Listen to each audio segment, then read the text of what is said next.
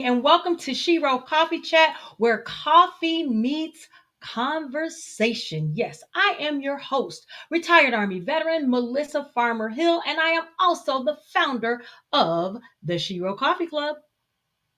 Hmm. I'm so glad you're here because this is the place where veterans come for discussions, reactions, informations, and everything in between. Thank you for joining me. I don't want to waste your time, so we're going to brew it up in 30 seconds. Watch this.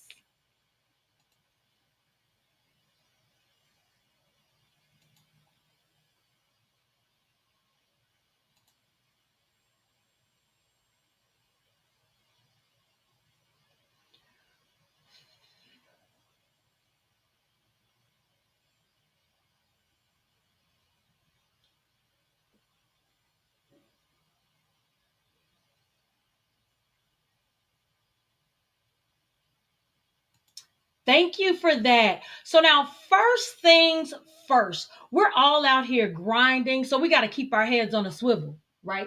We've got to keep our heads on a swivel when it comes to information for our veterans and family members. There are over 16 million veterans. Yep, there are over 16 million veterans among us. And the truth is, none of us, not one of us, not none of us, has all the information. We don't know everything. So here's some information from Shiro's resource table that just might help you. Now, some veterans might be eligible for another year of GI Bill benefits. You heard me? GI Bill benefits. Now, at first, veterans could only choose one type of GI Bill. You either got the Montgomery GI Bill or the post 9/11 GI Bill. And the maximum you could get was 36 months of education benefits. Now, under the new rules, if you serve two separate periods, and I think they're really talking about a reenlistment, if you serve two separate periods, you can get up to 48 months. Even better is that it is retroactive. So if you're eligible, you could get 12 more months of benefits. But here's the thing, listen to me. You can get those benefits either right now or you can get your money back for any education you've already paid for. So if you've already paid for these educational benefits, they're going to cut you a check. Ka-ching. So let's check out the decision tree here. All right. So we've got the decision tree. You've got it right in front of you. So I'm just going to look at mine because I don't have my glasses on. So I cannot see that small print, but I know you can. So it says, have you previously applied for post 9/11 GI Bill, which is a chapter 33? If the answer is yes, do you have separate periods of service? So that means, have you re-enlisted? If that answer is yes, then it says, did you pay into the Montgomery GI Bill active duty, which is chapter 30? And if the answer is yes, you likely satisfy the Rudisill criteria. And that's what we're looking at right now, the Rudisill criteria tree. Now, if we go back to that, the same thing, if we start over again under the Rudisill decision tree, it says, have you previously applied for the GI Bill post 9/11 chapter 33 GI Bill? And if the answer is no, then it says you likely do not satisfy the Rudisill criteria. So what I think they're looking at, I think the 9/11, the chapter 33 9/11 GI Bill started in 2000. Of course it was after 9/11, but I think it started around 2009. I'm going to say it started around 2009. So if you were in the military during both times, and I think I qualify, which is why I'm so excited about it, is if you qualify for the old Montgomery GI Bill, Chapter 30, and the 9/11 GI Bill, which you did a reenlistment in between, that is really going to help. So right now, Andre, what you can do is just bring me back up. So this is really exciting, you guys. And like I said, it's all about reenlistments. So what they're going to do, they're going to definitely contact you. And I'm just, you know how they contact you, you know how they do it. It's going to be probably be through snail mail, but you can also check out e-benefits. Now, I went in today to update my DS logon, and I signed in, but I didn't check out the educational benefits portion. So if you want, I would recommend you go to your e-benefits and check out the educational benefits section. It might be some information in there. I'm not sure, but hey, we do have some time to get it together because the deadline is not until October 1st of 2030. So that's 5 years and what? 5 years and 10 months.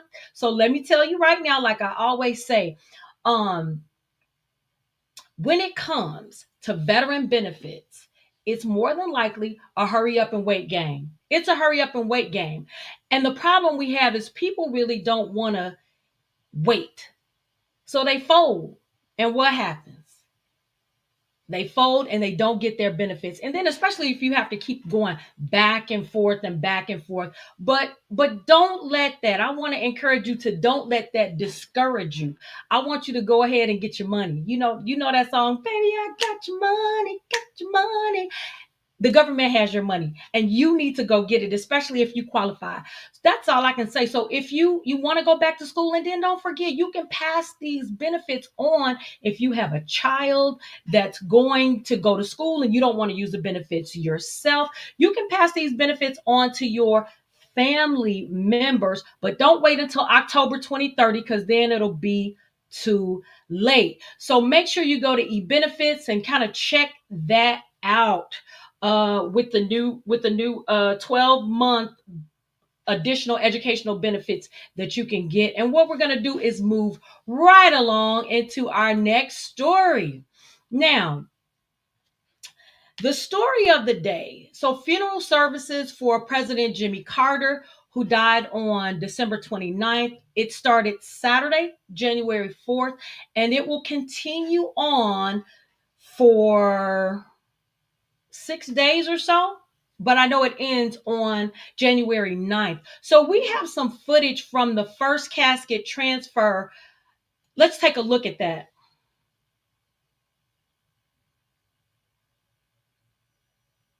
We're going to go straight to that video.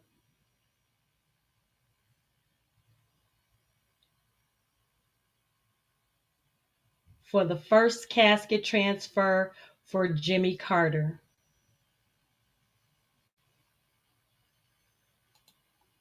Okay. But what it showed, it just shows them coming out of the service, and they're putting the casket into the hearse, and they're closing it. But what's so beautiful about it is those were his former service agents. And really, I can honestly say that when I think about Jimmy Carter from an outsider point of view, Jimmy Carter lived a full life, and I've got some highlights from his life. So I want to read those to you because he had definitely had a full life. He was born on October 1st in 1924. That was 100 years ago. That was over 100 years ago because we're in 2025 now. And he died December 29th, 2024. So he lived a little past his birthday. He grew up on a peanut farm. He graduated from the U.S. Naval Academy in 1946. Some of you, your parents or your grandparents weren't even born at that time. He served in the U.S. Navy as a submariner. He served 2 terms as the Georgia State Senate from 1963 to 1967. He was elected as the 76th governor of Georgia, where he served from 1971 to 1975.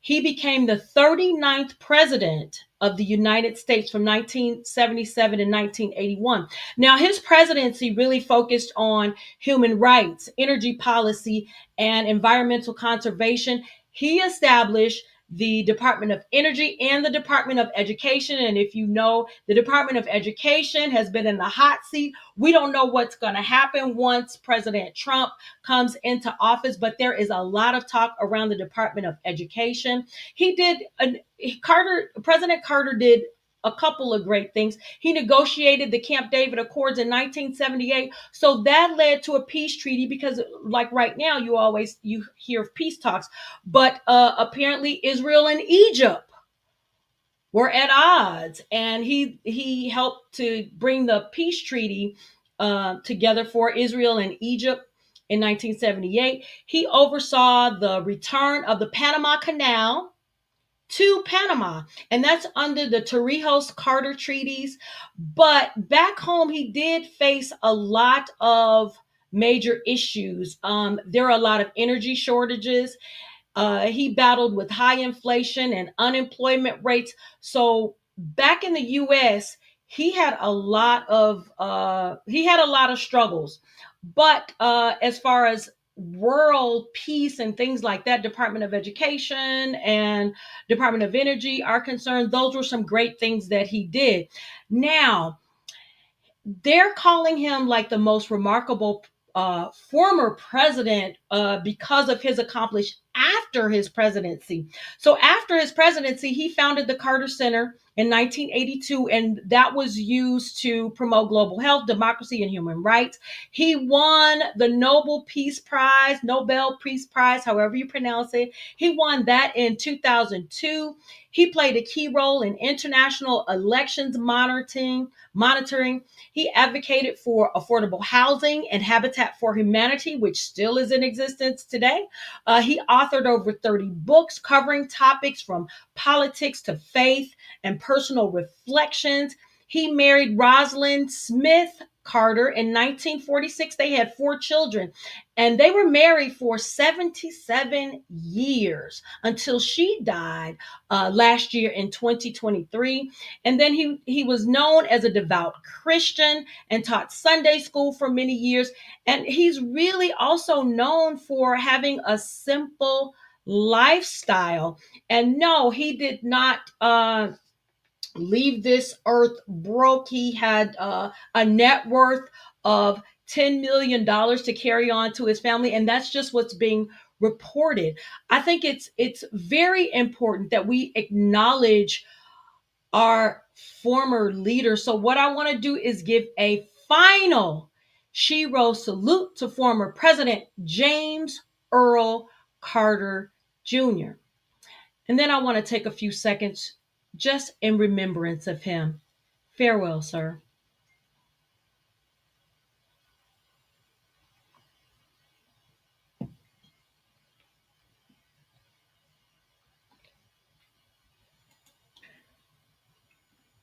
And now let's move on to some practical tips because we all can use practical tips, right? Okay. So, right now, and I know for sure in Chicago, but if it's happening here, more than likely it's happening all across the US. So, what I'm about to say, just consider it applying to you too. Okay. So, there's a big uptick in people getting sick from respiratory illnesses. How does that sound? Respiratory illnesses. Do you know anyone that's sick from respiratory illnesses now? And when you think about respiratory illnesses, I want you to think of your lungs, your throat, and your nose. Your lungs, your throat, and your nose. And when we talk about illnesses, we're talking about influenza, which is what we know as the flu. There's the respiratory syncytial virus, and they also call that RSV. And then, of course, we all know about COVID-19. So these types of viruses are elevating all across the city here in Chicago, and people are going to the hospital with these viruses. And really, there is nothing you can do with a virus but protect yourself from it. Now, of course, there are a few things you can do to protect yourself. Now, they have the flu, the RSV, and COVID-19 vaccinations available. But more importantly, If you stopped, what I want you to do is go back to those 2020 practices. Yes, I need you to start washing your hands, using hand sanitizer. Don't touch your face so much. Mask up if that makes you feel more comfortable. And hey, stay away from sick people, you guys. Try to stay away from sick people. The bottom line is you got to protect yourself. And that's the one tip that I have for you today before we move right on into our main story. Now, I know you've heard the stories already, but today we're going to take a look at understanding the threat within. These are the tragic cases of Sergeant Livelsberger and Shamsuddin Jabbar.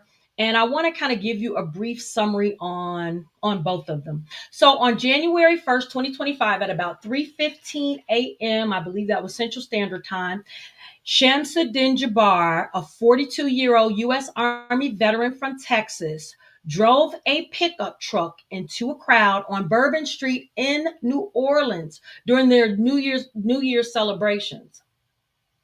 And when he did that, he killed at least 15 people and injuring over 35 or 40 people. After his vehicle came to a stop, he got into a shootout with the police and then was fatally shot and killed. They found an ISIS flag, weapons, and potential explosive devices inside his truck.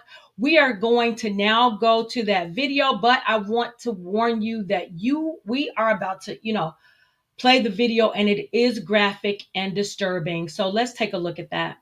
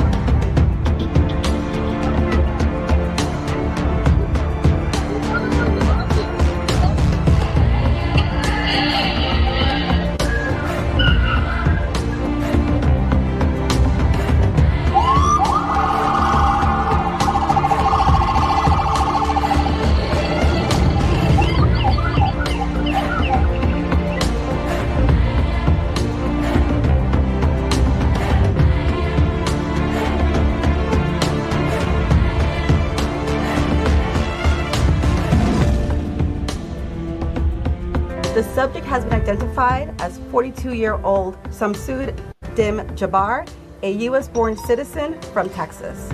He was driving a Ford pickup truck, which appears to be unrented, and we are working to confirm how the subject became in possession of this vehicle.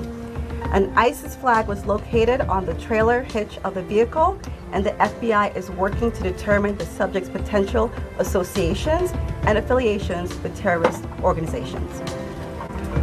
Weapons and potential improvised explosive devices, IEDs, were located in the subject's vehicle. Other potential IEDs were also located in the French Quarter. As of now, 2 IEDs have been found and rendered safe.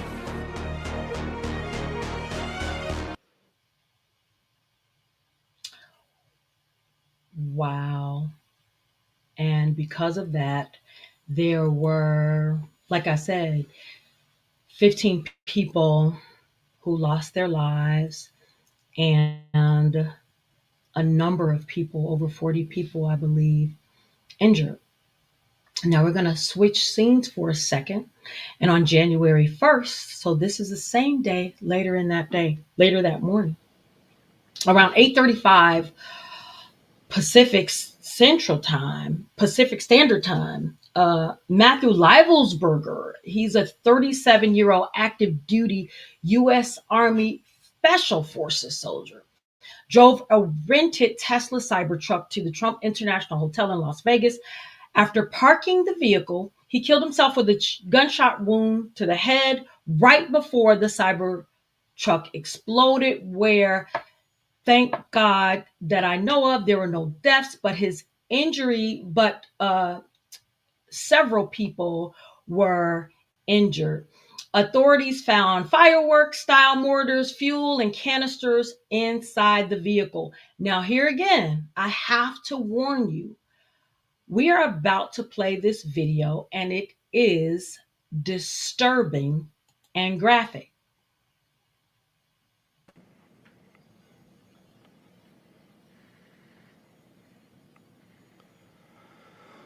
So through extensive surveillance video, we were able to track him leaving there, and we know that he went to several different places along Las Vegas Boulevard, and he spent some time in a parking lot of a business near Flamingo and Las Vegas Boulevard. We then have a video of the truck pulling back onto Las Vegas Boulevard from the sands.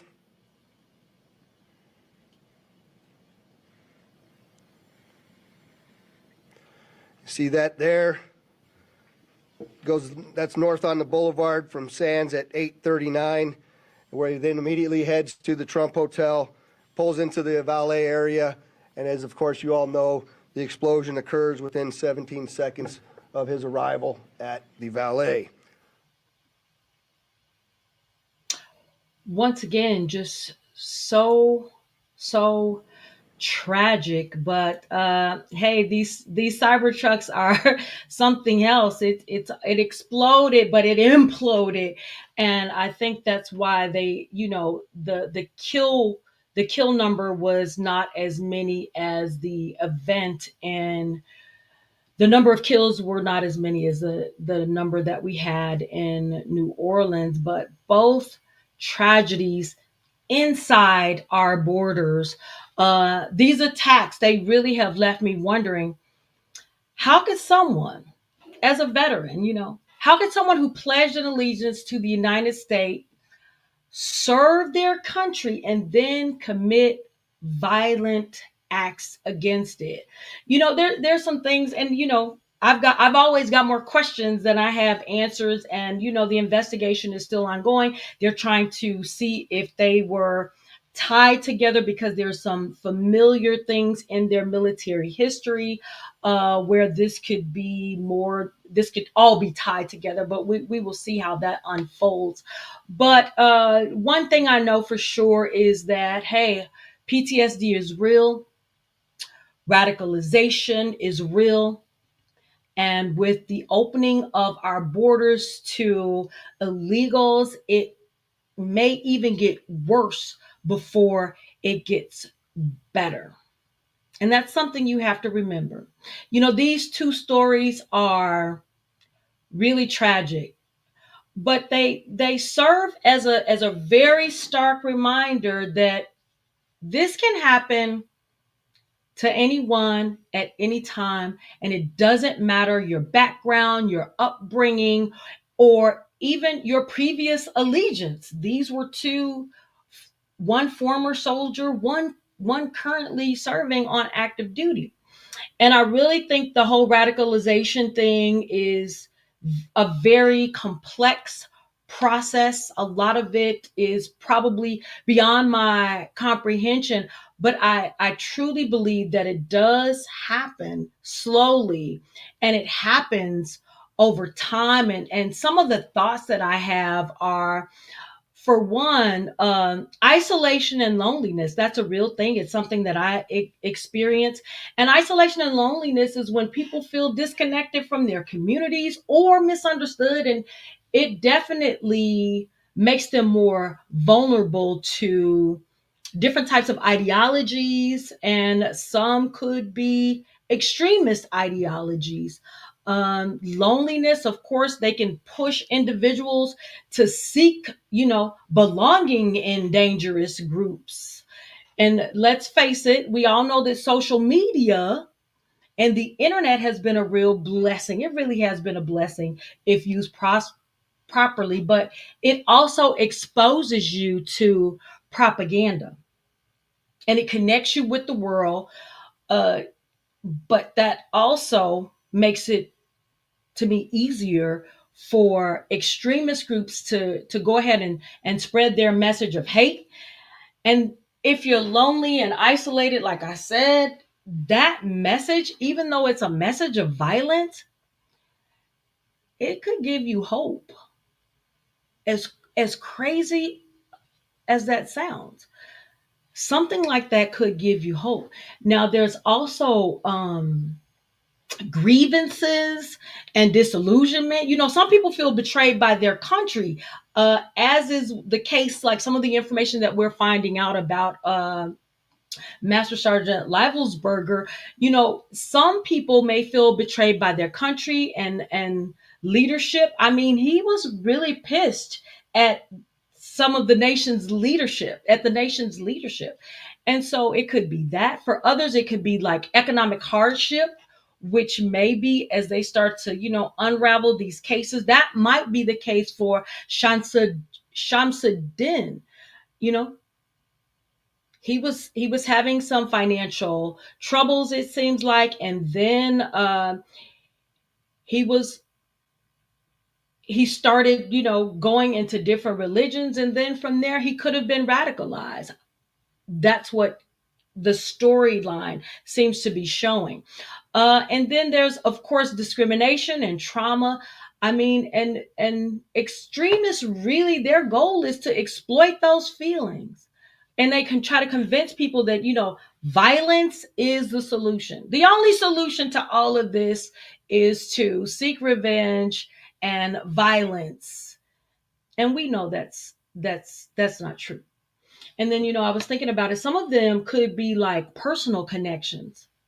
It's it's interesting, but a lot of people are radicalized through friends and families, through their personal relationship. So that could be a possibility too. But we all know, no matter how people are radicalized, they have one mission, and that is to steal, kill, and destroy. And for you believers, I know you've heard that before.